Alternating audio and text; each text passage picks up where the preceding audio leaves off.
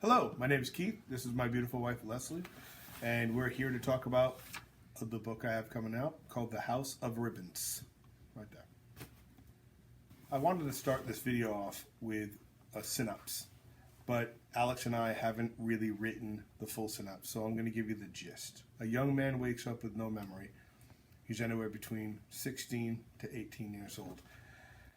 And he literally walks out of almost nowhere directly into the arms of a woman named Sophia and her friend Sonako. They have a third friend, Sherry, who does not like the lead character at all in any way, shape, or form, but the first two are greatly taken with him. The House of Rippons is a dark fantasy science fiction romance revolving around, as I said before, a young man who suddenly appears out of nowhere. His memory is almost completely gone for very important things, but not other things. The two women find him, Sophia and Sonako, then Sherry.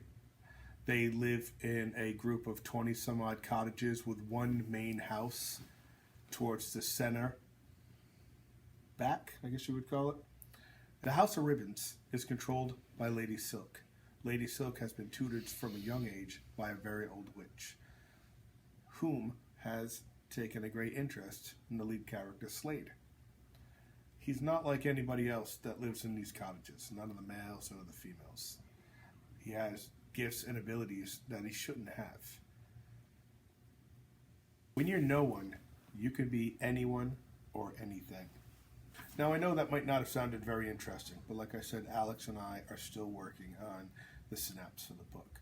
So I just wanted to be able to give you a gist for the upcoming book, The House of Rippons, which is already completely written and at the editor right now. And this is a 1-in-5 book series. Currently, we are working on book 4. So today we're going to ask a bunch of random questions so that the audience can get to know you a little bit better. Get to know me. So my first question is, who is your literary inspirations? Well, I like Neil Gaiman. Isaac Asimov is a huge inspiration for me. I've been reading him since I was this big. Maybe not that big, I don't know. I was a clone, so. I like Dean Anderson. If you've ever read a really good book called I Am Dracula, you'll understand what I'm talking about. He also wrote I Am Frankenstein and a slew of other amazing books. If you want to look up somebody good, Dean Anderson, I Am Dracula. I cannot rep that book enough. I bet you I've read it a dozen times. My next question is what do you hope to accomplish by writing the 5 books? I want to put out a good story. I want someone out there to connect with the story, to enjoy the story, to love this wide, diverse cast of characters. And I'd like to pay off my house. How did you come up with such a diverse cast of characters? Well, over the 20 years of writing short stories, I borrowed a lot of characters from those unreleased short stories, and I wanted to make the world in the House of Rippons feel real. You know, you'd want to have a diverse cast of characters, different attitudes, different, mentalities, and I wanted to make it seem real. I want people to read it and just be like, you know what, I've had that exact argument, or I've said that exact thing. I wanted to feel very three-dimensional. So like you said, your book is a dark fantasy science fiction romance novel. That's a mouthful. It is. Holy shit. Can you explain how it is? How it's a mouthful? No, how it is a dark fantasy science fiction. All right, so it's fantasy because you got witches and magic, and it's sci-fi because this is a world where you have magic and technology live together. And obviously there's going to be some romance, okay? Mm-hmm. Okay? Wink, wink, romance. And then it's dark because, this isn't like Snow White, like, here, eat the apple. It's, things are going to happen, you know. As one of your beta readers, you have a strange knack of writing in a woman's voice. How do you do that and make it sound like it's actually a woman speaking? What can I say? I'm a studier of human beings. I like to watch people. I take real life events that have happened to me because I'm not you and you're not me. So I take what has happened to me and I apply them in the book. Like how would, you know, my ex here, how would she have reacted if I walked in and said A, B, and C, and then how would you have said that, and how would Kelly's one of our beta readers, how would she react if I said something like that? So I have the long and short of it is I have a good little version of certain women inside my head, and I've known you guys for so long. It's kind of easy to figure out what I believe you would say. And my last question for you is, what would you do if your books became wildly successful, like J.K. Rowling and Stephen King and Isaac Asimov? I wouldn't change my lifestyle at all. I'd still be a toy collector. I know, because you look at me and you're like, oh, he looks adult. I am not adult. I love to collect toys. I wouldn't want to be that famous. Man, these people can't go anywhere. I would hate the idea of just being mobbed. Like, oh, you know, you wrote Twilight. You can't go anywhere because we're going to rip clothes off you. You know? Mm-hmm. So, I want the book to stand on its own legs and to be able to move around on its own. Like I said, I'm not doing this to be famous. I'm not a professional writer. These are my first books. I'm asking you as the public to have faith in an untested writer. I have spent a decent amount of money going into a very, very good editing house.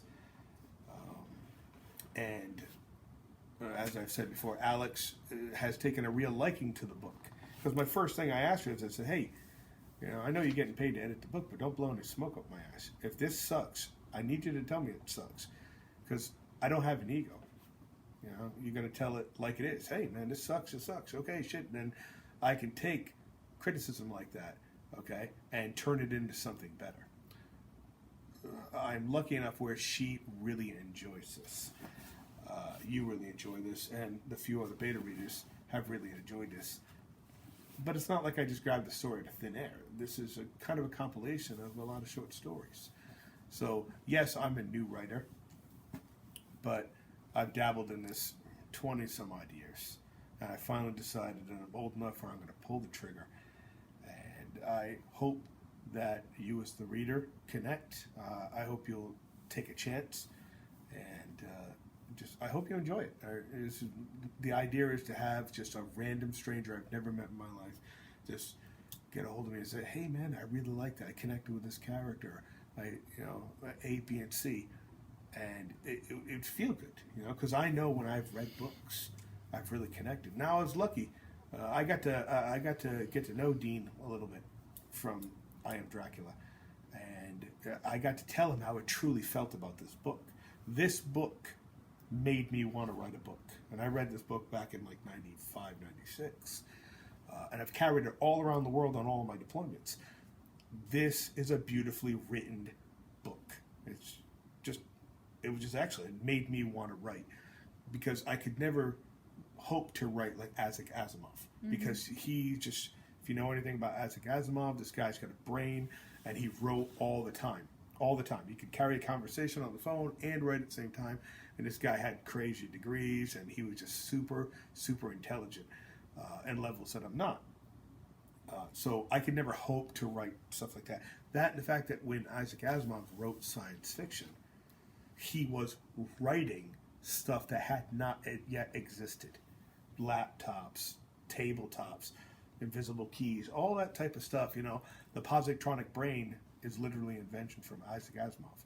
To invent something now here in 2020, it would be a phenomenal thing to invent something, because we're in this generation of everything's kind of been done, and it's not for lack of originality or trying.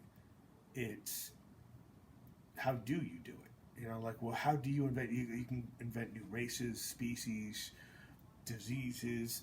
But when it comes to technology, it takes a very special brain to go, this is where I think humanity is going to go. And I do have a couple of bits of technology in here, and I'm really hoping that that people of the scientific community, science fiction community, really go, hey, I could see this becoming a reality. So, like I said, this is the very first video, so welcome. Thank you for taking the time. I didn't want to make this too long. If you enjoy it, there's a whole bunch of buttons down here. My wife is going to ramble off. Go ahead and hit that subscribe button down below, and go ahead and hit a thumbs up if you like the video. Also, if you want to go ahead and follow us on Facebook, Twitter, and Instagram, then I will leave the links down below so you can do that. We're going to be opening a Patreon, and every dollar that is donated goes directly into the book. If you have ever taken the time to look up the editing process, it is a crazy amount of cash. It's insane. So for something like 5 books, it's kind of a, and I've already paid off 2 books. So we're going to be offering rewards. My wife is going to flesh that out later. This is just a coming soon where you're going to have certain tiers. One of the things that I am doing and have placed into the book are what I call placeholder names. I'm going to select 50 people who have donated a certain amount and up, and it's not a crazy amount of cash. It's not. But what I'm going to offer you is, out of the 50 people, I'm going to take 25 males, 25 female. If I get lucky and I get that, if it's all 50 males or 50 female, I don't know. I'm not good at math. All I know is a round number is 50. I'm going to put you in the book. I'm going to actually contact you. You're going to have a way to contact me. We're going to talk on the phone. And I'm going to ask you, do you want your name? If your name is Don Scott, and you're like, dude, I want to be Don Scott in the book, then I'm going to make sure that I'm going to appropriately put you as one of the characters. You're not just going to have a walk-on character. You're going to have somebody who speaks. You're going to be able to look back and show somebody, hey, man, this is me in this book right here. The character is going to be tailored to look like you. And I designed it in the book because I always thought it would be really interesting to just see your own real name. And I was lucky enough to have a friend, Eddie Bear Jr. You want to look him up. He's an amazing artist. He airbrushed me as a vampire in a card called Jihad, which is an offshoot of a game called Magic the Gathering. That was 95, maybe, I think. It's 96. And that's cool. And I want to be able to give that to other people. But again, I am asking you to donate because, to pay for pages takes paper. So every dollar donated goes directly into this, which goes directly to you. And when you have a really good editor like we do, you get what you pay for. And I didn't skimp out on this because, like I said, I want this book baby to be able to walk on its own and still hold up years down the line. So coming soon, you'll get the details all on that, and I really greatly appreciate you spending some time with us. Thank you very much. See ya.